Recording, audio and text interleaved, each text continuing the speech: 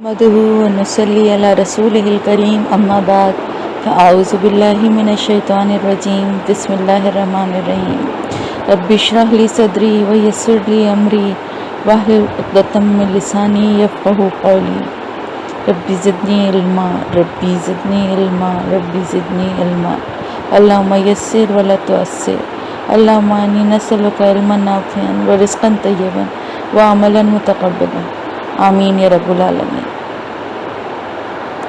सबक शुरू करने से पहले सबसे पहले तो आप लोगों से माजरत कि अब की दफ़ा थोड़ा लेट ज़्यादा ही हो गया, कुछ मसरूफियत ऐसी हो गई। मुझे पता है आप लोग सब बहुत बेचैनी से इंतज़ार कर रहे होंगे तफसीर, क्योंकि ज़ाहिर तफसीर सुनने के बाद लफ्ज़ी तर्जुमे को याद करना और आसान हो जाता है। मुझे अंदाज़ा है इस बात का। इंशाअल्लाह ताला कोशिश करूँगी नेक्स्ट वीक से कि अगर साथ नहीं तो कम से कम नेक्स्ट डे मैं ज़रूर ये तफसीर आप लोगों के लिए पोस्ट कर दिया करूँ। अल्लाह ताला मेरी मदद फरमाए इस काम में, आमीन या रब्बुल आलमीन। अब आ जाते हैं तफसीर की तरफ। औ कस्सय्यिबिम मिनस्समाई फीही ज़ुलुमातुन व रअदुन व बर्क़। अभी तक हमने जो पढ़ा, सबसे पहले हमने मुत्तक़ीन के बारे में पढ़ा, फिर हमने काफिरों के बारे में पढ़ा, फिर हमने मुनाफिकीन के बारे में पढ़ा। मुनाफिकीन के एक्चुअली दो गिरोह अल्लाह ताला ने इस सूरह बकरा में बयान फरमाए हैं, जिनमें से पहला गिरोह जो था जिसके बारे में अभी तक पढ़ा था, वो कौन लोग थे? वो लोग थे कि जो दिल से ईमान लाते ही नहीं थे, यानी उनके दिल में ईमान था ही नहीं। वो सिर्फ अपनी ज़ाती गर्ज या मुसलमानों की से हासिल होने वाले फ़ायदे, किसी लालच की वजह से मुसलमानों में शामिल हो गए थे, या मुसलमानों को मज़ीद नुकसान पहुंचाने के लिए उनमें शामिल हो गए थे ताकि मौका मिलने पे उनकी किसी बात को उन्हीं के ख़िलाफ़ इस्तेमाल कर सकें। तो उन लोगों के बारे में अल्लाह ताला ने फरमाया है कि उनके दिलों पर मुहर भी है, और उनके लिए अल्लाह ताला ने जैसे मिसाल भी बताई कि जैसे किसी शख्स ने आग रोशन की जिससे इर्द का माहौल रोशन हो गया। वो आग क्या है? वो ईमान की, हिदायत की आग है। तो जब उसके इर्द गिर्द का माहौल रोशन हो गया तो हर एक को ज़्यादा वाज़ेह चीज़ें सब नज़र आने चाहिए थी ना, लेकिन ऐसे वक्त पे उन लोगों ने उस हिदायत की रोशनी को दिल से कबूल करने से, देखने से इनकार कर दिया। जब उन्होंने इनकार कर दिया और अपनी हिदायत के बदले उन्होंने तारीकी या गुमराही को मुंतखब कर लिया, तो अल्लाह ताला ने भी फिर उनका नूर उनसे छीन लिया, हिदायत का नूर उनसे छिन गया, और वो हमेशा जो है उस आग की रोशनी से वो जो फ़ायदा उठाने के लिए आए थे, तो उनके हिस्से में सिर्फ उसका धुआं और उसकी जलने की जो उसकी वो है स्मेल, वही उनके हाथ आई, और हिदायत और नूर उनसे छिन गया। उन्हीं लोगों के बारे में अल्लाह ताला ने फरमाया कि वो गूंगे हैं, बहरे हैं, अंधे हैं। तो वो किस चीज़ के लिए अंधे हैं? यानी गूंगे हैं, हक बात नहीं कहते, ना हक बात का साथ दे सकते हैं, और बहरे हैं, हक जो है सुनने की उनमें सलाहियत नहीं है। हक को सुनते हैं लेकिन वो उनके दिल पे असर नहीं करता, उससे कोई उनको फ़ायदा नहीं पहुंचता, तो वो बहरे हैं। और अंधे हैं क्योंकि हक और उस इस्लाम की रोशनी और उसकी हिदायत और हक, ये आप सल्लल्लाहु अलैहि वसल्लम की तालीमात और सब कुछ उनको नज़र आ रहा है, सहाबा इकराम का रवैया भी नज़र आ रहा है, सब कुछ देखते हुए भी वो नहीं देख पाते, तो वो अंधे हैं। उनके बारे में अल्लाह ताला ने ये फरमाया है कि ये उनके लिए हतमी क्या फ़ैसला है कि वो नहीं लौट सकते, कभी भी पलट नहीं सकते। क्यों नहीं पलट सकते, क्यों नहीं लौट सकते हिदायत की तरफ? क्योंकि उन्होंने हिदायत का इनकार कर दिया है। और हिदायत जो है ना अल्लाह ताला की, वो अल्लाह ताला से मांगने पर ही मिलती है। इसीलिए हमने सूरह फातिहा में अल्लाह ताला ने बता दिया हमें तरीक़ा कि हमें किस तरह से मांगना चाहिए और क्या मांगना चाहिए। ये तो एक समझिए एक तरह से मैंने पिछला पूरा आपको एक समरी बताई اب آگے ایک دوسرا گروہ ہے منافقین کا جن کے بارے میں بتایا جا رہا ہے. پہلے میں آپ کو تھوڑا سا اس سے آیتوں سے بتاتی ہوں، پھر میں اس کی ڈیٹیل بتاتی ہوں. اور کسیبن، اچھا میں لفظ ترجمہ دوبارہ سے بھی ساتھ ساتھ بتا رہی ہوں، تو اگر کسی سے کچھ مس ہوا ہے تو وہ ساتھ ساتھ لکھ سکتا ہے. اور یا کسیبن کا جیسے، سیب بارش، سیب کہتے ہیں بہت تیز بارش. یعنی ایک تو ہوتی ہے ہلکی پھلکی بارش ہوتی ہے، اور ایک ہوتی ہے بہت تیز جسے موسلادھار بارش کہیں گے. اس طرح کی بہت تیز بارش ہے. کہاں سے ہو رہی ہے؟ جو آسمان سے. یہ بارش کیا ہے؟ یہ اللہ تعالیٰ کی طرف لے جانے والی ہدایت ہے. یہ کتاب ہے، یہ ایمان ہے جو آسمان سے اللہ تعالیٰ نے برسا دیا.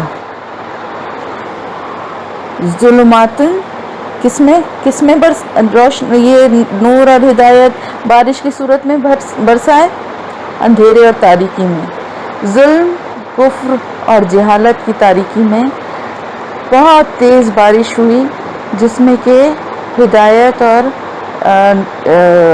اسلام کا پیغام جو ہے وہ زمین تک نازل ہوا. اب اس وقت کیا ہوا؟ ورعد و برق. رعد اور برق سے کیا مراد ہے؟ گرج اور چمک سے کیا مراد ہے یہاں پر؟ یعنی وہ ایسے اس میں احکامات جس میں کہ کچھ خوف بھی دلایا گیا ہے، اور منافقین کے گروہوں کا ذکر کر کے ان کی نشانیاں بتا کے ان کو پوائنٹ آؤٹ کیا گیا ہے. اور اللہ تعالیٰ نے اپنی آیات کے انکار کرنے والوں کا انجام سے ڈرایا بھی ہے. تو ایسی آیات اور ایسی احکامات کو سننے کے بعد کیا رویہ ہوتا ہے ان لوگوں کا؟ یجعلون، وہ ڈال لیتے ہیں یا بنا لیتے ہیں، اصابعہم، اپنی انگلیوں کو، اپنے کانوں میں، فی آذانہم، اپنے کانوں میں، من الصواعق، حذر الموت، بجلی کی کڑک سے، اپنی موت سے بچنے کے لیے. اب جب یہ احکامات اللہ تعالیٰ کے ان تک پہنچتے ہیں، اور جب اللہ تعالیٰ صاف صاف ان کی نشانیاں بتا رہا ہے اور ان کو ان کا انجام بھی بتا رہا ہے، تو یہ وہ کیا کرتے ہیں؟ اپنے کانوں میں انگلیاں ٹھوس لیتے ہیں کہ ہم سننا ہی نہیں چاہتے،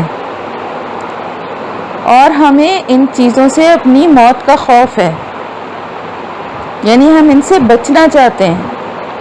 اچھا، اس بات سے مجھے ایک بات کا خیال آیا جب میں یہ پڑھ رہی تھی تفسیر اس کی، کہ دیکھیں میں نے اپنی زندگی میں بہت سے ایسے لوگوں کو دیکھا، ہو سکتا ہے شاید آپ لوگوں کا بھی کبھی واسطہ پڑا ہو، یا کبھی آپ نے بھی یہ جملے سنے ہوں کہ چھوڑو، زیادہ معلوم کرنے سے زیادہ ہم جواب دینا پڑے گا اللہ کے پاس جا کے. ابھی تو ہمیں پتہ ہی نہیں ہے نا، اتنا زیادہ پڑھنے اور سمجھنے کی، پوچھنے کی کیا ضرورت ہے؟ جتنا زیادہ پتہ چل جائے گا اتنا زیادہ پھر اللہ تعالیٰ کے پاس جواب بھی دینا پڑے گا. جتنا ہے ہمارے پاس علم وہی کافی ہے ہمارے لیے.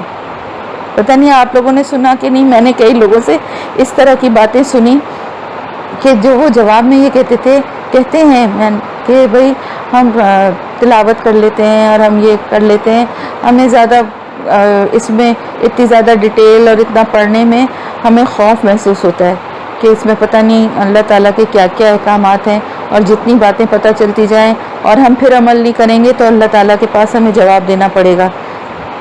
تو کچھ ایسا ہی رویہ، ان کو تو میں منافق نہیں کہوں گی، وہ لوگ جو یہ بات کہتے ہیں، لیکن اللہ تعالیٰ نشانی منافقین کی یہی بتا رہا ہے کہ لوگ اللہ کے احکامات کو جاننا ہی نہیں چاہتے، اللہ کی کتاب کو سمجھنا اور پڑھنا ہی نہیں چاہتے. کیوں؟ اس لیے کہ ہمیں یہ سب کچھ پتہ چل جائے گا اور پھر بھی ہم نہیں کریں گے تو ہمیں گناہ ہوگا. بالکل ہوگا گناہ، لیکن اگر آپ نہیں پڑھیں گے، نہیں سمجھیں گے تو کیا نہیں ہوگا گناہ؟ یہ تو وہی والی بات ہوگی کہ کبوتر نے بلی کو دیکھ کے اپنی آنکھیں بند کر لیں، تو آنکھیں بند کرنے سے کیا بلی بھی چلی گئی؟ اسے اگر بلی کو کھانا، کبوتروں کو کھانا ہے تو وہ کھا ہی لے گی. تو اصل بات کیا ہے؟ اصل کس چیز کی کمی ہے ہمارے اندر؟ اس چیز کی کمی ہے کہ ہم اللہ کے احکامات سے اس لیے ڈرتے ہیں کہ ہمیں جتنی زیادہ چیزوں کا پتہ چلے گا ہمیں اس پر عمل کرنا پڑے گا. لیکن ہم ایک بات اور بھی تو دیکھیں نا، کتنے احکامات ہیں جو ہمیں اللہ کے پتہ ہیں لیکن ہم نہیں مان رہے، ہم گناہ کرتے جاتے ہیں، چھوٹے موٹے، صبح سے لے کے رات تک ہر ایک اپنا جائزہ لے، کتنی چیزوں میں ہم اللہ تعالیٰ کی نافرمانی کرتے جاتے ہیں. ہمیں پتہ ہے کہ یہ غلط ہے، یہ گناہ ہے، یہ نہیں کرنا چاہیے، پھر بھی کر رہے ہیں. لیکن ہمارے دل میں ایک اس چیز کا احساس اور خوف تو ہے نا کہ یہ غلط ہے. یہ احساس مومن اور منافق کے دل کا فرق ہے.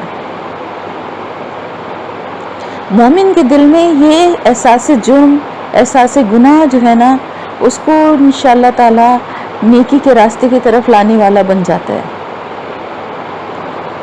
اس کو اپنی برائیوں پہ ہمیشہ اپنی برائیوں کا، اپنے گناہوں کا احساس ہونا چاہیے. میں یہ نہیں کہوں گی کہ کرتا رہے اور صرف احساس دل میں رکھے، نہیں، اپنی اصلاح کی کوشش تو ساتھ ساتھ کرنی چاہیے، لیکن اس کے لیے پہلی شرط کیا ہے؟ گناہ کا احساس دل میں ہونا، اپنی غلطیوں کا اندازہ ہونا.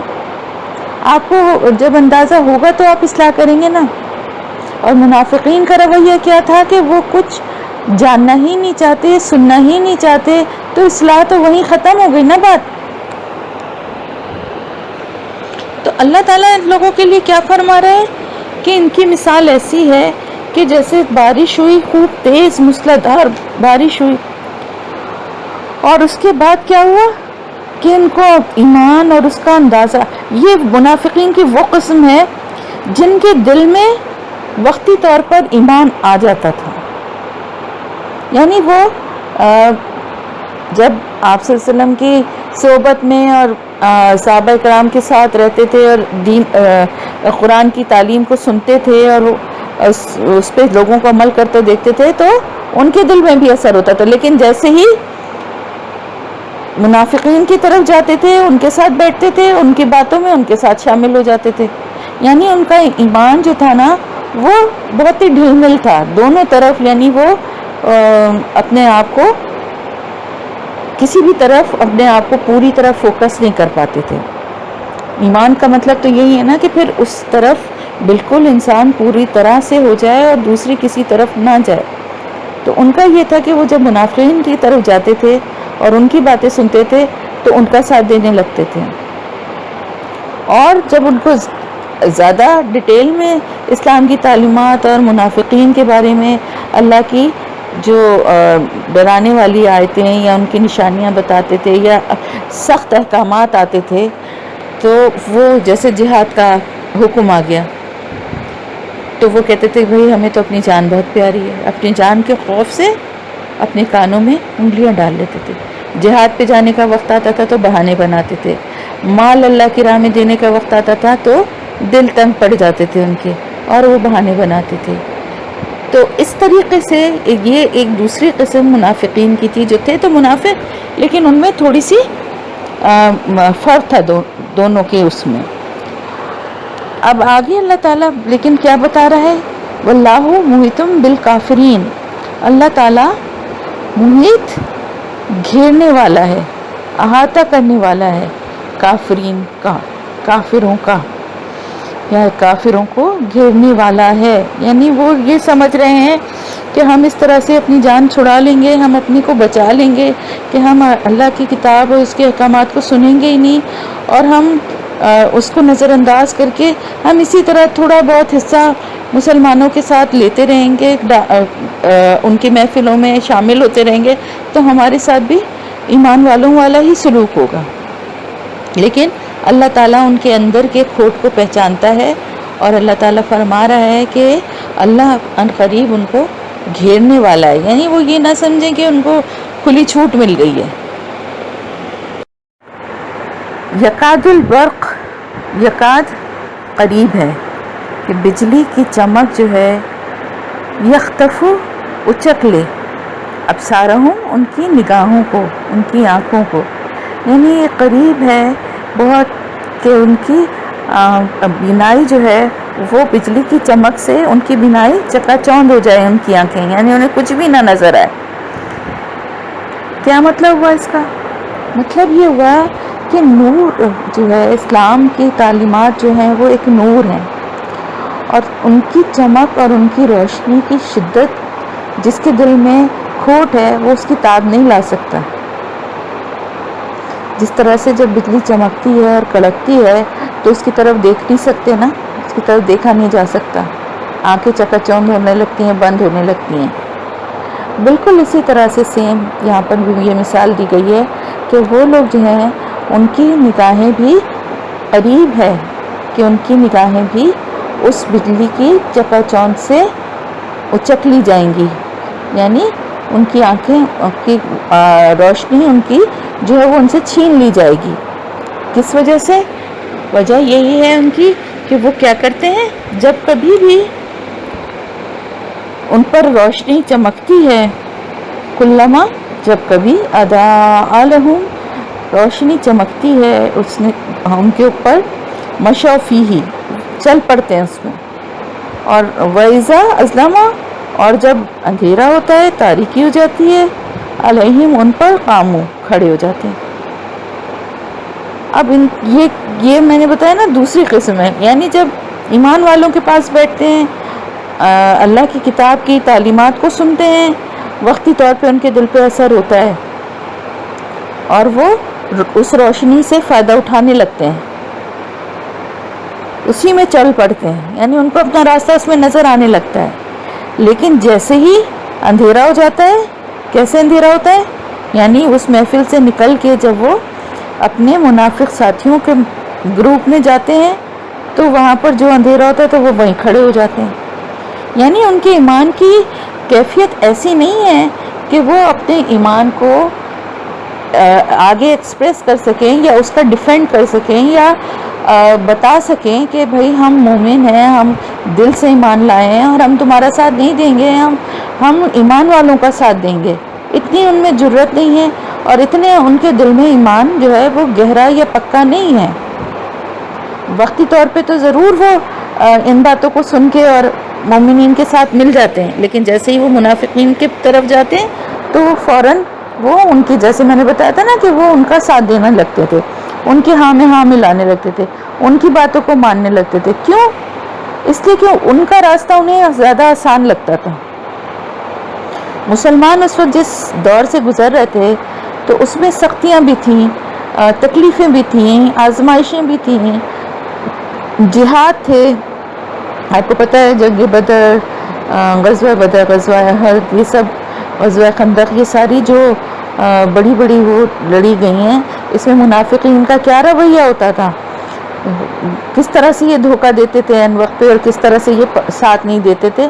تو اس کی وجہ یہی تھی کہ جب یہ اصل وجہ ہی منافقین کی یہ تھی کہ ان کے دل میں اپنی زندگیاں ان کو اپنی اتنی پیاری تھیں، اپنا مال اور اپنے گھر والے ان کو اتنا پیارے تھے۔ اسلام کے لیے پہلی شرط کیا ہے؟ اسلام کے لیے سب سے پہلی شرط ہے اللہ اور اس کے رسول کی محبت آپ کے دل میں دنیا کی ہر چیز سے بڑھ کے ہونی چاہیے، اور اللہ کے لیے آپ کا ہر عمل خالص ہونا چاہیے جو صرف اللہ کی رضا کے لیے ہو۔ کسی انسان کی خوشنودی، کسی انسان کی خواہش پہ چلنا جو ہے نا، یہ اللہ کے راستے پہ چلنا نہیں ہے۔ تو وہ لوگ جو تھے وہ بھی اپنی زندگیوں میں اتنا مگن اور خوش تھے، اپنے کھیتی باڑی، اپنا گھر، اپنے، اب جب ان کو ان چیزوں کی قربانی دینے کا ایسا اندازہ ہوتا تھا کہ ہمیں یہ چھوڑنا پڑے گا یا ہمیں اس میں سے کچھ قربان کرنا پڑے گا، تو وہ ان کا ایمان جو ہے وہ ڈگمگا جاتا تھا اور وہ سوچتے تھے کہ یہ تو بھئی بڑی زیادتی والی بات ہے کہ اب اگر ہم مسلمان ہوئے تو ہم ہی سب کچھ کریں یا ہم ہی جہاد کے لیے نکلیں، اپنی جانیں بھی دینا پڑیں گی اور مال بھی دینا پڑے گا۔ مومنوں کا کیا رویہ ہوتا تھا؟ مومن تو یہ سمجھتے تھے کہ جہاد میں جانا اور شہید ہونا اور اللہ کے رسول کا ساتھ دینا جو ہے اس سے بڑی کامیابی کوئی نہیں ہے۔ لیکن منافقین کے دل میں دنیا کی محبت، اس کی چیزوں کی محبت جو ہے وہ اللہ کے رسول، اللہ اور اس کے رسول کی محبت سے بڑھ کر تھی۔ تو یہ بہت بڑی منافقت کی نشانی ہے کہ انسان کو اللہ سے بڑھ کر کسی اور کی خوشنودی چاہیے ہو، اللہ سے بڑھ کر کسی اور کی رضا چاہیے ہو، اللہ سے بڑھ کر وہ کسی اور کی خوشامد یا تعریف کرے. تعریف کے لیے جو سب قابل جو ذات ہے وہ صرف اللہ کی ہے، تو تمام تعریفیں اسی کے لیے ہیں، اسی کو زیب دیتی ہیں اور اسی کی کرنی چاہیے، دل سے کرنی چاہیے. تو ان لوگوں کا رویہ یہ تھا کہ یہ بہت ہی ایمان کے کمزور درجے پر تھے. اور جیسا کہ میں نے پہلے بھی بتایا تھا کہ آگے قرآن میں انشاءاللہ تعالی جب آپ پڑھیں گے تو پتہ چلے گا، اللہ نے جگہ جگہ ان کی کئی جگہ سورہ منافقون میں اور کئی جگہ اللہ نے ان کا ذکر کیا، سورہ تحریم میں بھی، کہ یہ لوگ جو ہیں ایمان کے ان کا ایمان اتنا کم ہوگا کہ جب پلسرات کے لیے جائیں گے تو کسی کا ایمان جو ہے وہ جل اور بجھ رہا ہوگا، کسی کا انگوٹھے کے ناخون کے برابر ہوگا. یعنی ان کے دل میں تھوڑا بہت جتنا بھی ایمان ہے نا، وہ بھی وہاں پر اللہ کی رحمت سے وہ بھی یہ یوز کریں گے، لیکن وہ اتنا نہیں ہوگا کہ ان کو پار لے جا سکے. تو اس لیے ایمان کی ہمیں ضرورت اس لیے بھی ہے، دنیا میں بھی ہے، آخرت میں بھی ہے، اور دل سے بالکل خالص ہو کے ہمیں اللہ کو اور اس کے رسول کی بتائے ہوئے راستے پہ چلنا چاہیے. تو یہی نجات کا واحد ذریعہ بھی ہے، اور یہی ہم سے اللہ تعالیٰ چاہتا بھی ہے کہ اللہ کے بتائے ہوئے راستے پہ چلیں. اللہ تعالیٰ ہم سے یہ نہیں چاہتا کہ ہم دنیا کو چھوڑ کے دن رات صرف جانماز سے بیٹھے نمازیں پڑھتے رہیں اور تسبیح پڑھتے رہیں. اللہ تعالیٰ ہم سے چاہتا ہے دنیا میں رہتے ہوئے، دنیا کے کام کرتے ہوئے، دنیا کے معاملات کو ہینڈل کرتے ہوئے ہم اللہ کی تعلیمات پر، اللہ کی بتائے ہوئے راستے پر ہم چلیں. تو وہ منافقین جو تھے ان کا ایمان اس لیے کمزور درجے کا تھا کیونکہ وہ اللہ کے بتائے ہوئے راستے کے بجائے اپنے دل کی، اپنی خواہشوں کے راستے پہ چلتے تھے.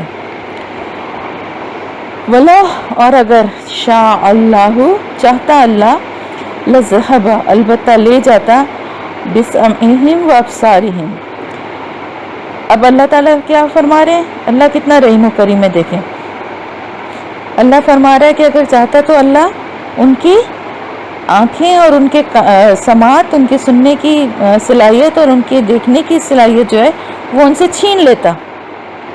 پچھلے گروپ کے ساتھ تو یہی اللہ نے بتایا نا کہ کیونکہ وہ ان کے دل میں ایمان نہیں تھا، اس لیے اللہ تعالیٰ نے ان کی آنکھوں کا نور چھین لیا. لیکن یہاں پہ کیا اللہ فرما رہا ہے؟ جتنا بھی تھوڑا بہت ان کے دل میں ایمان ہے، اس کی وجہ سے اللہ تعالیٰ اگر چاہتا تو ان کی بھی سماعت اور ان کی بھی بصارت چھین لیتا، لیکن اللہ نے ان کو موقع دیا. کیا موقع دیا؟ کہ شاید یہ اسی طرح سے مسلمانوں کی محفلوں میں بیٹھتے رہیں اور ان کے دل جو ہیں وہ اللہ کی طرف اور اللہ کے رسول کی طرف اور اللہ کی رسول کی بتائی ہوئی تعلیمات کی طرف مائل ہو جائیں. اور جتنا بھی ایمان ان کے دل میں ہے اس کی وجہ سے اللہ نے ان کی سماعت اور بصارت چھینی نہیں. بے شک ان اللہ، بے شک اللہ، علی کل شیء قدیر، ہر چیز پر قدرت رکھنے والا ہے. یعنی کرنے کو تو وہ سب کچھ کر سکتا ہے، لیکن وہ اپنے بندوں سے بے حد محبت کرتا ہے. اتنی محبت کرتا ہے جس کو ہم سوچ بھی نہیں سکتے. دیکھیں ایک ماں کی محبت کو تو ہم دنیا میں دیکھتے ہیں، جس نے ہمیں بنایا نہیں ہے، جس نے ہمیں صرف پیدا کیا ہے. تو پھر جس نے ہمیں بنایا ہے، جس کی ہم تخلیق ہیں، جس کی ہم مخلوق ہیں، جس کے ہم بندے ہیں، وہ ہم سے کتنی محبت کرتا ہوگا، ہم سوچ ہی نہیں سکتے. بار بار ہمیں معاف کرتا ہے، بار بار ہمیں نصیحت اور ہدایت کے راستے پہ لے جاتا ہے. ہم یہ پڑھ رہے ہیں نا اس وقت، یہ بھی اس کی ہدایت اور اس کی توفیق ہے. ہم نے یہ قرآن کو کھولا ہے، ہم نے اس کو پڑھنے اور سمجھنے کے لیے اس کو کھولا ہے، اس کو پڑھ رہے ہیں، یہ بھی اس کی ہدایت اور توفیق ہے. اس کے بغیر ہم نہیں کر سکتے تھے. تو اللہ تعالیٰ اگر چاہتا تو ان کی بھی بصارت اور سماعت چھین لیتا، لیکن اللہ تعالیٰ نے ایسا نہیں کیا اور ان کو یہ موقع دیا. اللہ تعالیٰ کیونکہ ہر چیز پہ قدرت رکھتا ہے، اس لیے اللہ تعالیٰ نے ان کو یہ موقع دیا کہ وہ مسلمانوں کی محفلوں میں بیٹھتے رہیں اور شاید کہ وہ ان کا دل جو ہے حق اور حق دیکھنے اور حق سننے کے لیے تیار ہو جائے. جتنا وہ سننے کے لیے تیار تھے نا اتنی ہی سماعت اور بصارت اللہ نے ان کے پاس رہنے دی.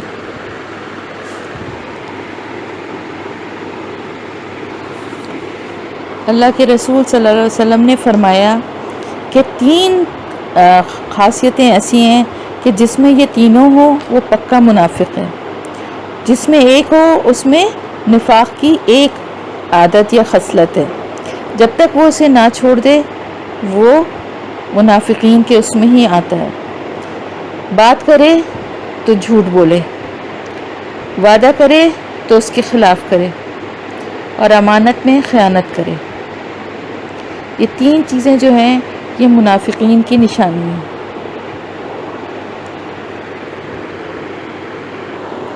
اب اس کے آگے اللہ تعالیٰ ان کا ذکر ختم ہوا. ٹھیک ہے، اب اللہ تعالیٰ فرما رہا ہے کہ اے لوگوں، سب سے مخاطب ہے اللہ پاک، تم عبادت کرو، اعبدو، تم عبادت کرو، ربکم، تمہارے رب کی، الذی، وہ جس نے، خلقکم، پیدا کیا تم کو، والذین، اور وہ لوگ جو من قبلکم، تم سے پہلے تھے، لعلکم تتقون، لعلکم، تاکہ تم، تتقون، پرہیزگار ہو جاؤ، بچ جاؤ. اب اللہ تعالیٰ فرما رہا ہے کہ یہ ساری باتیں کیوں بتائی گئی ہیں، یہ ساری چیزوں کی نشاندہی کیوں کی گئی ہے؟ اس لیے کہ اللہ تعالیٰ اپنے بندوں سے یہ چاہتا ہے کہ وہ صرف اسی کی عبادت کریں. کیوں کریں؟ کیونکہ اسی نے ان کو بنایا ہے، اسی نے ان کو پیدا کیا ہے. نہ صرف یہ کہ ہمیں، بلکہ ہم سے پہلے بھی جو لوگ ہیں جو گزر چکے ہیں ان سب کو اللہ تعالیٰ نے ہی پیدا کیا ہے. اللہ کے سوا کوئی ایسا نہیں ہے جو کہ ایک مچھر کو بھی پیدا کر سکے. انسان کو پیدا کرنا تو بہت بڑی بات ہے. تو جس نے پیدا کیا، جس نے، کہتے ہیں نا جس کا کھاؤ اسی کا گاؤ، یہ کہتے ہیں نا اس کا نمک کھایا تو اور نمک حرامی کی. تو آپ یہ سوچیں کہ کچھ کسی کے گھر رہنے اور کام کرنے کے بدلے میں یہ باتیں کہی جاتی ہیں، تو وہ اللہ جس نے بنایا، ہمیں پیدا کیا، ہمیں پیدا کرنے والے اسباب دنیاوی چاہے جو بھی ہوں، لیکن پیدا کرنے والی ذات تو اللہ کی ہی ہے نا، اور اس کی رضا کے بغیر تو یہ ہو ہی نہیں سکتا تھا. تو اللہ تعالیٰ فرما رہا ہے کہ اے لوگوں، تم عبادت کرو اپنے رب کی جس نے تمہیں پیدا کیا، اور وہ لوگ جو تم سے پہلے تھے، یعنی ازل سے ابد تک، جو پہلے دن سے جب سے دنیا قائم ہوئی ہے، حضرت آدم علیہ السلام سے لے کے دنیا کے آخری انسان تک جو کوئی بھی پیدا ہو چکا ہے، ہو رہا ہے یا ہوگا، وہ سب کو پیدا کرنے والی ذات، بنانے والی ذات اللہ تعالیٰ کی ہے. تو جس نے بنایا ہے تو سب کے لیے کیا لازمی ہے کہ اسی کی عبادت کریں تاکہ بچ جائیں. کس چیز سے بچ جائیں؟ برے انجام سے، آگ کے انجام سے، جہنم سے، قیامت سے کی سختیوں سے، قبر کے عذاب سے، ہر بری چیز سے جو دنیا اور آخرت میں پیش آنی ہے. ان سب چیزوں سے بچنے کا کیا راستہ ہے کہ اپنے رب کی عبادت کریں. اور رب وہ کون سا رب ہے؟ ایک تو وہ، اس کی خصوصیت سب سے بڑی یہ بتائی گئی کہ جس نے تمہیں پیدا کیا. اس کے بعد اور کیا خصوصیت ہے اس کی؟ جس نے تمہارے لیے زمین اور آسمان کو بنایا. اب اللہ تعالیٰ کی اور آگے کیا خصوصیت بتائی گئی ہیں اگلی آیت میں؟ وہ جس نے کہ زمین کو تمہارے لیے فرش بنایا اور آسمان کو تمہاری چھت بنایا، اور آسمان سے پانی نازل کیا جس سے کہ کیا نکلا؟ پھل، رزق ہمارے لیے. تو اللہ تعالیٰ اپنی رحمت بتا رہا ہے کہ نہ صرف یہ کہ اس نے ہمیں پیدا کیا، بلکہ جب دنیا میں بھیجا تو تمام اسباب کے ساتھ بھیجا. زمین بنائی ہمارے لیے، یعنی اپنی بندوں کو دنیا میں ایسے ہی نہیں بغیر کسی پلاننگ کے بھیج دیا، بلکہ پہلے اس کے اسباب بنائے. زمین بنائی جس پہ کہ انسان اپنے لیے گھر بناتا ہے، رہتا ہے، اپنی حفاظت کے لیے گھر بنا کے اس میں محفوظ رہتا ہے. پھر اس کے بعد اس زمین سے کھیتی باڑی کر کے غلہ اگاتا ہے. پھر اس زمین کے اس مویشی پالتا ہے جن کو اس زمین سے جو ہے ان کو چارہ اور ان کو کھانے پینے کی چیزیں ملتی ہیں. یعنی زمین جو ہے نا، دیکھیں کتنی، ہم اس کو کبھی اتنا امپورٹنس دیتے نہیں ہیں، لیکن یہ اللہ کی نعمتوں میں سے کتنی بڑی نعمت اور کتنی بڑی رحمت ہے ہمارے لیے، جس پہ ہم چلتے پھرتے ہیں، جس پہ ہم رہتے ہیں، ہم نے اپنے گھر بنائے ہوئے ہیں. یہ سب زمین ہی ہے نا. اور یہ کہاں سے زمین آئی؟ اللہ تعالیٰ نے یہ زمین بنا کے ہمیں دی. پھر ہمارے لیے آسمان بنایا، ہمارے لیے ایک چھت بنائی، ایسی چھت کہ جس کی طرف ہم جب دیکھتے ہیں تو ہمارا دل خوش ہو جاتا ہے. ایسی خوش رنگ، نیلا رنگ، ایسا رنگ کہ جو آپ کی آنکھوں کو ٹھنڈک دیتا ہے اور آپ کے دل کو خوشی دیتا ہے. اس آسمان پہ اللہ تعالیٰ نے سورج، چاند، ستارے بنائے ہمارے لیے، جو دن میں ہمیں روشنی اور حرارت دیتے ہیں، گرمی دیتے ہیں، جو کہ ہمارے لیے بہت ضروری ہے. اور رات میں چاند اور ستاروں کے ذریعے ہلکی روشنی، جو کہ رات کے سکون کے لیے ضروری ہے اور نیند کے اور آرام کے لیے ضروری ہے. تو اللہ تعالیٰ نے کہ کتنی بڑی حکمت اور مصلحت ہے آسمان کو بنانے میں اور اس کے اوپر سورج، چاند، ستاروں کو بنانے میں. اگر سورج کی جو گرمی ہے وہ کسی، اللہ نہ کرے کسی طرح سے وہ ٹھنڈی ہو جائے، وہ اب دنیا ختم ہو جائے گی، دنیا نہیں سروائیو کر سکتی. یہ گرمی اور یہ حرارت، یہ روشنی ہماری زندگیوں کے لیے، بلکہ اس پوری دنیا میں جتنی بھی جاندار چیزیں ان کی زندگی کے لیے بیسک ایک حیثیت رکھتی ہے. جس طرح سے کہ پانی، یہ ساری چیزیں اللہ تعالیٰ نے ہمارے لیے بنائی اور اس کے ذریعے اللہ تعالیٰ نے ہمارے لیے دن کو روشن بنایا ہمارے کام کرنے کے لیے، اور رات کو ہمارے آرام کرنے اور سکون کے لیے اندھیرا اور تاریکی رکھی. آپ سوچیں نا، 24 گھنٹے اگر روشنی اور اسی طرح سے گہمہ گہمی ہو تو انسان کے اعصاب اور دماغ پہ کتنا برا اثر پڑے. یا رات کی تاریکی ہر وقت ہو، ٹھنڈک رات کی ہر وقت ہو، تو دن میں روشنی کے بغیر اور حرارت کے بغیر نہ کوئی جاندار سروائیو کر سکتا ہے اور نہ کوئی پودا اور نہ کوئی کھانے پینے کی چیز اگ سکتی ہے. تو اس میں سب میں اللہ تعالیٰ کی بہت بڑی حکمت ہے، جس کو کہ ہم فار گرانٹیڈ لیتے ہیں، اس لیے کہ یہ چیزیں ہمیں آنکھ کھولتے ہی میسر ہیں. آنکھ کھولتے ہی ہمیں یہ سب چیزیں مل جاتی ہیں، تو ہمیں اس کی اہمیت اور اس کا قدر و قیمت کا اندازہ ہی نہیں ہوتا.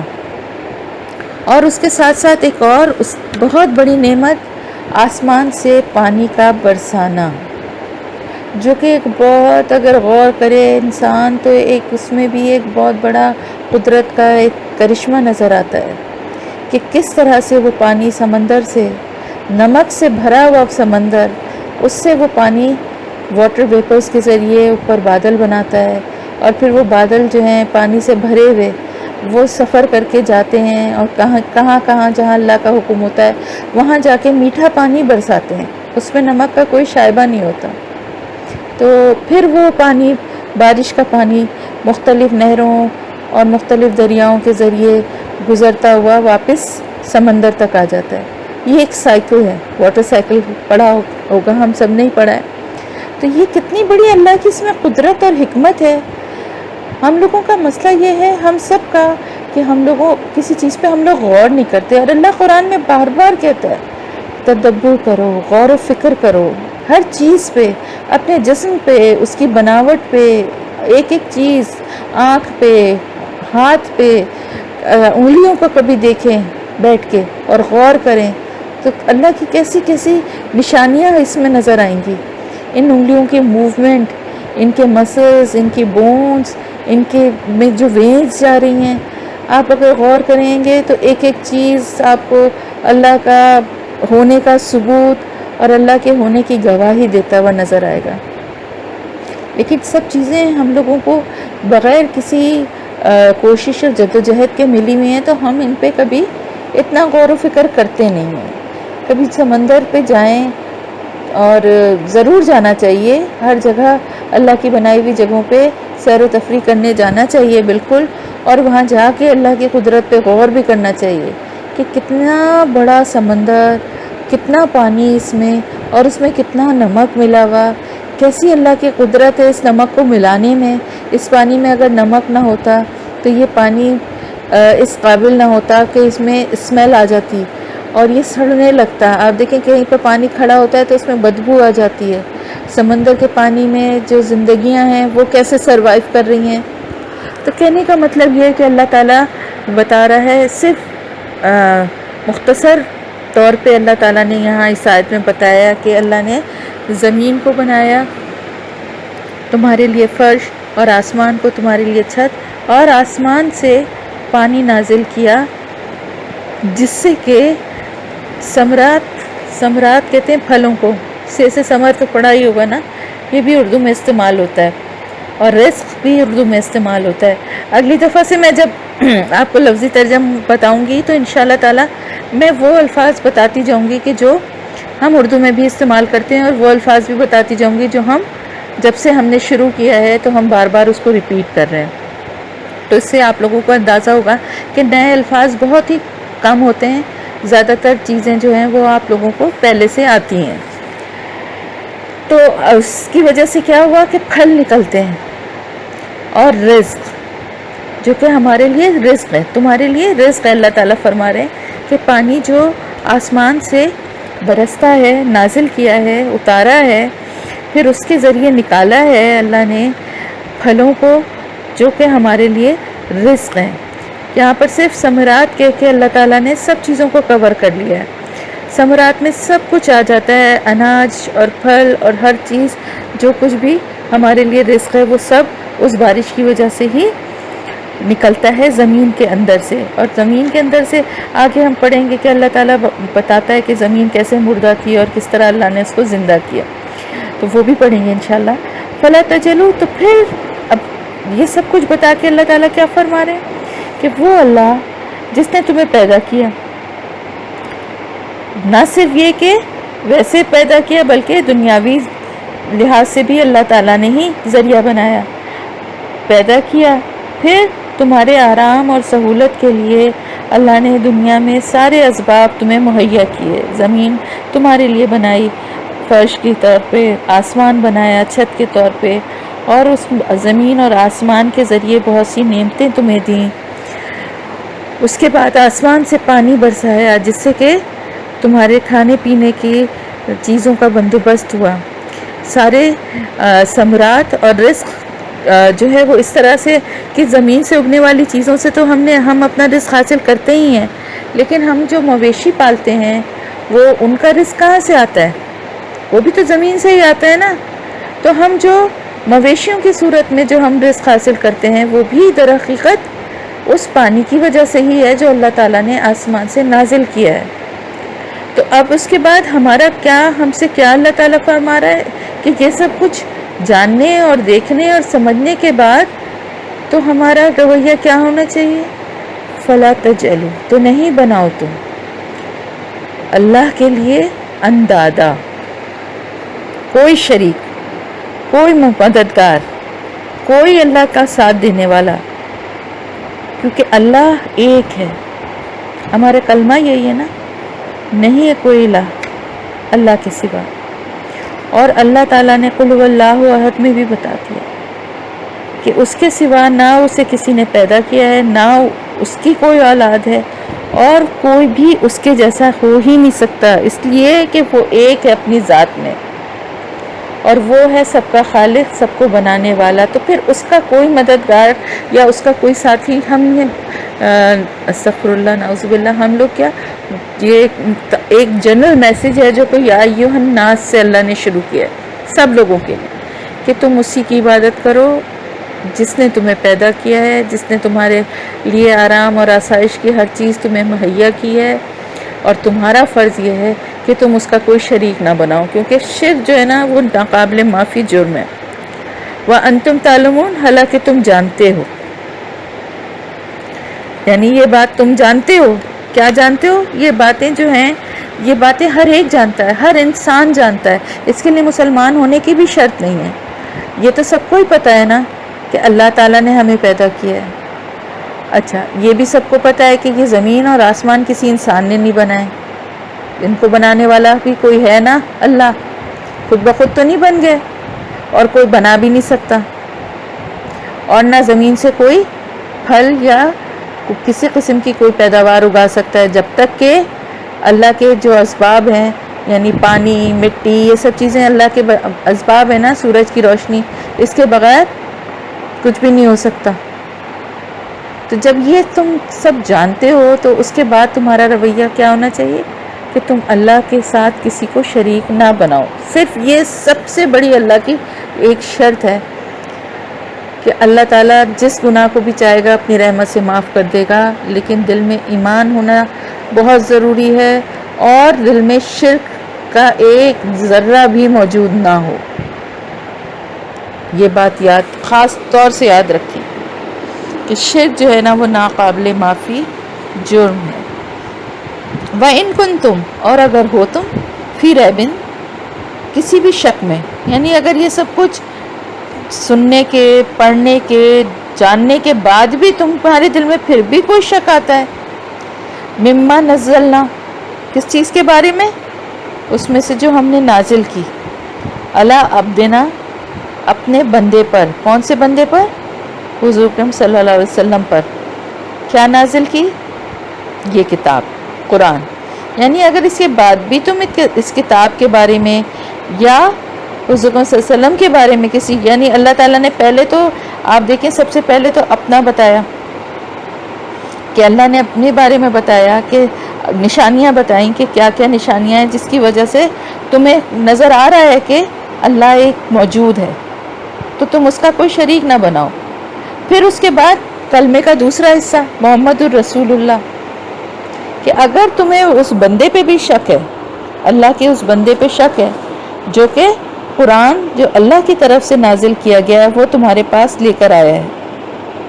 کہتے تھے نا آپ صلی اللہ علیہ وسلم کے بارے میں کہ یہ تو خود سے گڑھ کے بنا لیا ہے، یا ان کو استغفر اللہ نعوذ باللہ کوئی کاہن ہے یا کوئی جن ہے ان کے قبضے میں جو ان کو یہ صورتیں یا آیتیں بتا دیتا ہے، یا نعوذ باللہ آپ مجنون ہیں، تو اس میں یہ سب باتیں کہہ رہے ہیں۔ تو اللہ تعالیٰ فرماتا ہے کہ اگر اس سب کو جاننے کے بعد بھی تمہارے دل میں کوئی شک ہے کہ جو کچھ نازل ہوا ہے کیا گیا اللہ کی طرف سے اللہ کے بندے پر، تو لے آؤ ایک صورت اس کے جیسی، فاتو، تو لے آؤ بھی صورت، ایک صورت کے ساتھ، یعنی لے آؤ جو کہ ایسی ہو، اس کے جیسی ہو۔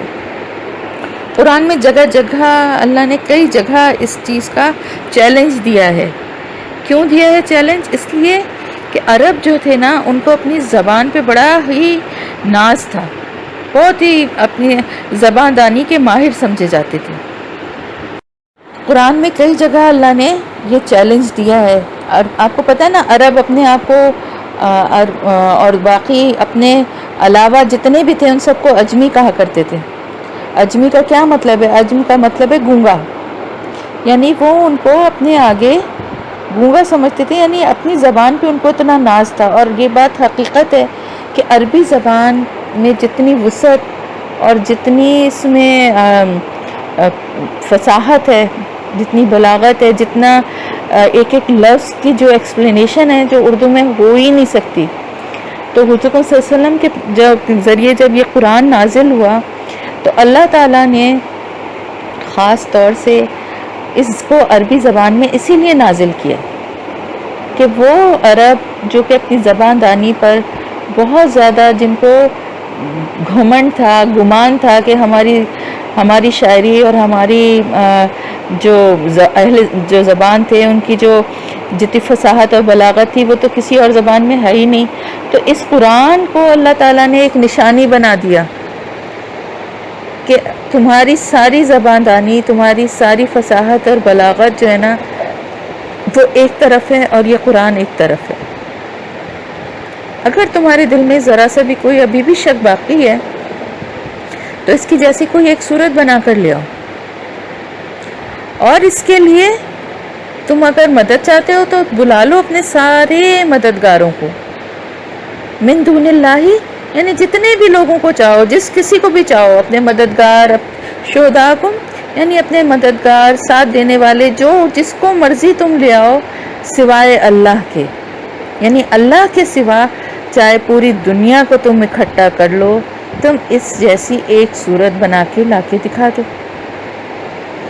آگے یہاں تک ایک جگہ ہے اللہ تعالیٰ نے فرمایا کہ ایک آیت، ایک صورت بھی نہیں.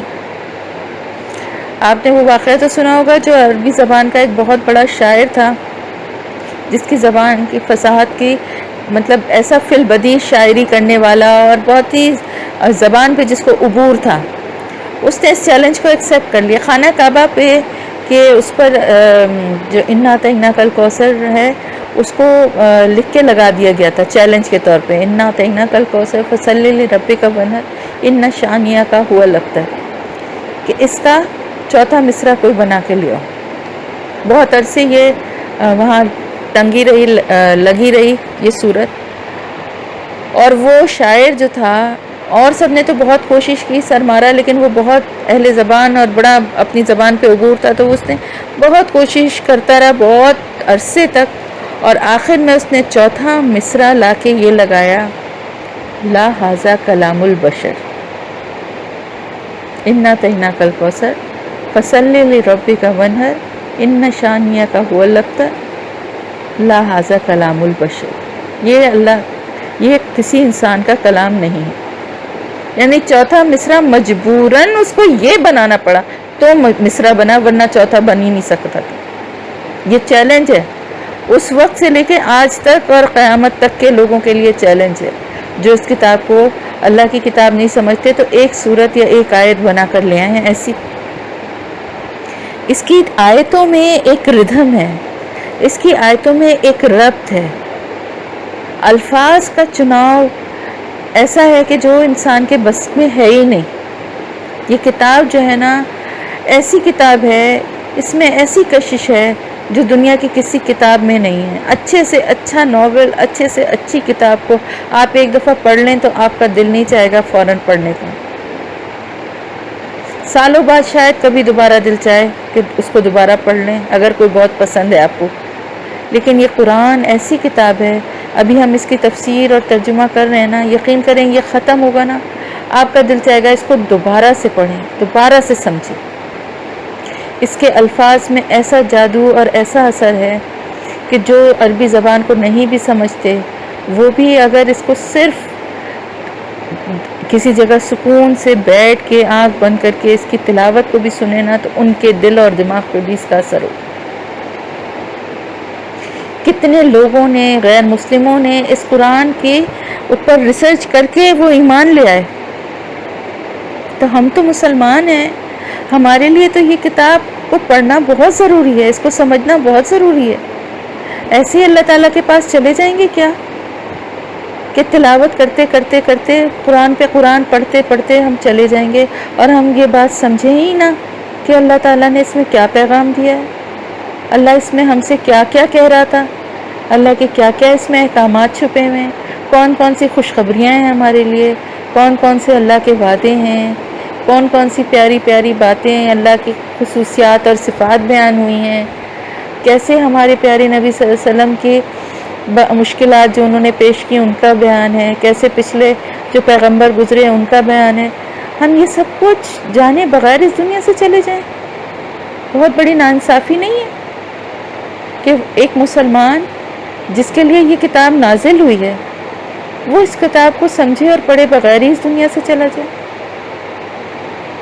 تلاوت کرنے کا بہت ثواب ہے، تلاوت ضرور کریں، لیکن صرف تلاوت جو ہے نا وہ اس کتاب کا حق ادا نہیں کرتی ہے. اس کتاب کو اللہ تعالیٰ نے سمجھنے کے لیے بھیجا ہے، اور پھر سمجھنے کے بعد اس پہ عمل کرنے کے لیے بھیجا۔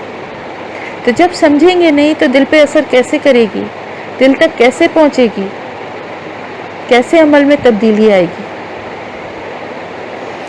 تو اللہ تعالیٰ کا یہ چیلنج قیامت تک کے لوگوں کے لیے ہے کہ اس جیسی ایک صورت بنا لیں، چاہے ساری دنیا کے لوگوں کو وہ اپنے ساتھ جمع کر لیں، لیکن وہ نہیں بنا سکیں گے۔ ان کنتم صادقین، اگر تم سچے ہو تو، اگر تم اپنے آپ کو سچے سمجھتے ہو اور یہ تمہارا دعویٰ ہے کہ تم جو ہے یہ کتاب اللہ کی طرف سے نہیں نازل ہوئی ہے، تو ایک صورت اس کے جیسی بنا کر لیا۔ اور جس کسی کو بھی یہ دعویٰ ہے، جو کوئی بھی اس کتاب کے اوپر شک کرتا ہے، اس کے لیے قیامت تک کے لیے یہ چیلنج ہے کہ اگر وہ اپنے کو سچا سمجھتا ہے تو اس کے جواب میں ایک صورت ایسی ہی بنا کر لیا ہے۔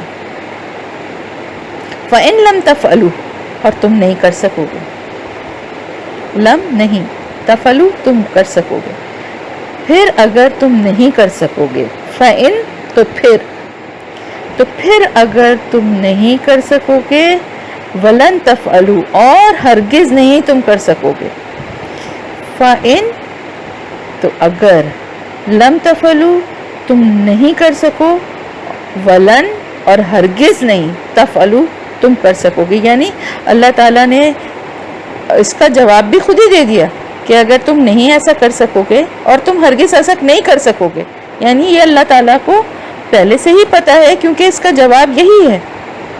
تو پھر آگ سے ڈرو، یعنی اگر تم نے یہ چیلنج کر دیا، اس کتاب کو جھٹلا دیا اور کہہ دیا کہ یہ اللہ کی کتاب نہیں ہے، یا اس کے احکامات کو ماننے سے تم نے انکار کر دیا،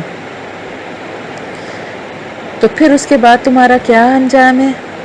اس کے بعد تمہارا انجام یہ ہے کہ تم آگ کے عذاب سے ڈرو۔ اور وہ آگ بھی کون سی ہے؟ جس کا ایندھن لکڑیاں نہیں ہیں، اس کا ایندھن کیا ہے؟ لوگ اور پتھر، یعنی اس کا ایندھن جو ہے نا وہ لکڑیاں نہیں ہیں، اس آگ کا ایندھن، اس آگ میں انسان جھونکے جائیں گے اس کو دہکانے کے لیے، اور اس میں پتھر جھونکے جائیں گے۔ یہ اللہ تعالیٰ نے ایک اشارتاً بات بیان کی ہے۔ کون سے پتھر؟ یعنی وہ پتھر جن کو لوگوں نے اپنا معبود بنایا ہوا ہے، جن کی پوجا کی جاتی ہے، وہ پتھر جو ہیں اس آگ میں جھونکے جائیں گے لوگوں کے ساتھ۔ یعنی وہ پتھر اور ان کو پوجنے والے، ان کی عبادت کرنے والے، اللہ کے سوا جو کسی اور کو اپنا معبود بنایا ہوا ہے جنہوں نے، وہ ان کے ساتھ ساتھ ان کے معبود بھی اور وہ لوگ بھی اس آگ میں جھونکے جائیں گے ایندھن کے طور پر، اس آگ کو دہکانے کے لیے۔ اور وہ آگ کس کے لیے تیار کی جا رہی ہے؟ وہ عدت للکافرین، تیار کی جا رہی ہے کافروں کے لیے۔ وہ آگ جو ہے وہ کافروں کے لیے، مومنوں کے لیے نہیں ہے۔ لیکن مومن ہونے کی شرط کیا ہے؟ ان شرائط کا ذکر سب سے پہلے کر دیا گیا نا، وہ جو شروع میں شرائط بتا دی گئی ہیں نا، ان شرائط پہ عمل کرنے کی پوری کوشش کریں، اور اس بات پہ دل میں بہت خوشی بھی محسوس کریں کہ وہ آگ کافروں کے لیے تیار کی جائے گی، مومنوں کے لیے نہیں۔ اللہ تعالیٰ کی رحمت، اللہ کی محبت اپنے بندوں کے لیے بہت زیادہ ہے۔ وہ اپنے بندوں کو تنبیہ بھی کرتا ہے، ڈراتا بھی ہے اگر قرآن میں تو ان کے بھلے کے لیے، تاکہ وہ باز آ جائیں گناہوں سے، اور کسی دوسرے راستے پہ اگر چل رہے ہیں تو اس کو چھوڑ دیں۔ کوئی برے کام اگر کر رہے ہیں تو اس کو چھوڑ کے اللہ کی طرف پلٹ آئیں، اللہ کی محبت کے لیے پلٹ کر آئیں۔ پلیز اللہ کی محبت کے لیے پلٹ کر آئیں۔ جو آپ سے اتنی محبت کرتا ہے اس سے آپ کو کتنی محبت ہونی چاہیے۔ ہمیں ہے اللہ سے محبت، لیکن ہمیں بہت ہونی چاہیے، اس سے بھی کہیں زیادہ ہونی چاہیے، اور ہمیں اللہ کا شکر گزار بندہ بننا چاہیے۔ ہمیں اللہ کی عبادت صرف جہنم کی آگ سے بچنے کے لیے نہیں کرنی چاہیے، ہمیں اللہ کی عبادت صرف ڈر اور خوف سے نہیں کرنی چاہیے، ہمیں اللہ کی عبادت اللہ کی محبت میں کرنی چاہیے، اللہ کی شکر گزاری میں کرنا چاہیے، ہمارے پیارے نبی صلی اللہ علیہ وسلم کا اسوہ حسنہ دیکھنا چاہیے، وہ کتنی عبادت کیا کرتے تھے، راتوں کو جاگ جاگ کے نمازیں پڑھتے تھے، پاؤں سوج جاتے تھے، کس طرح سے اللہ کے لیے، اللہ کے احکامات پہ چلنے کے لیے ایک تیار تھے، کس طرح عمل کر کے دکھایا ہمیں۔ صحابہ کرام کہتے تھے اللہ کے رسول آپ کو تو اللہ تعالیٰ نے جنت آپ ہی کے لیے، آپ کو کے گناہوں کو، اور آپ کو تو دنیا کی کسی چیز کی کوئی نقصان نہیں پہنچا سکتی ہے، اللہ تعالیٰ نے تو آپ کو جنت کی خوشخبری دی ہے، پھر آپ اتنے اپنے کو مشکل میں، اتنی تکلیف میں کیوں ڈالتے ہیں؟ تو کتنا پیارا جواب دیا کہ کیا میں اللہ کا شکر گزار بندہ نہ بنوں؟ ہمیں بھی اللہ کا شکر گزار بندہ بننا ہے انشاءاللہ تعالی۔ تو اللہ کا شکر ادا کریں، الحمدللہ الحمدللہ الحمدللہ رب العالمین۔ اللہ تعالیٰ کے بہت بڑا احسان، اللہ کی نعمتوں میں سے بہت بڑی نعمت مسلمان گھرانے میں پیدا ہونا، اللہ کی اس بہت بڑی نعمت ایک اچھے گھر، اچھے ماحول میں پیدا کرنا، اللہ کی بہت بڑی نعمت ایک اچھے محفوظ گھر میں اپنے گھر والوں کے ساتھ رہنے کی توفیق دی، رہنا نصیب فرمایا، اللہ کی بہت بڑی نعمت۔ اللہ تعالیٰ نے اس قرآن کو پڑھنے کے قابل بنایا، اللہ کی اس سے بھی بڑی نعمت، اللہ تعالیٰ نے اس قرآن کو سمجھنے کے قابل بنایا، اور اللہ تعالیٰ اپنی بہت بڑی رحمت اور ہمارے اوپر اللہ پاک ہم تجھ سے ہدایت مانگتے ہیں، اللہ تو اس پہ عمل کرنے والا بنا دے، ہمیں ایسا بنا دے جیسا تو ہمیں دیکھنا چاہتا ہے، اللہ تعالیٰ ہمیں اپنی رضا میں راضی رہنے والا بنا دے اور تو ہم سے راضی ہو جا، آمین یا رب العالمین۔ اب یہاں تک ختم ہو گیا ہے، انشاءاللہ تعالیٰ اب اگلا لیسن ہوگا تو اس میں آگے کی آیتیں پڑھیں گے۔ جزاک اللہ خیرا کثیرا۔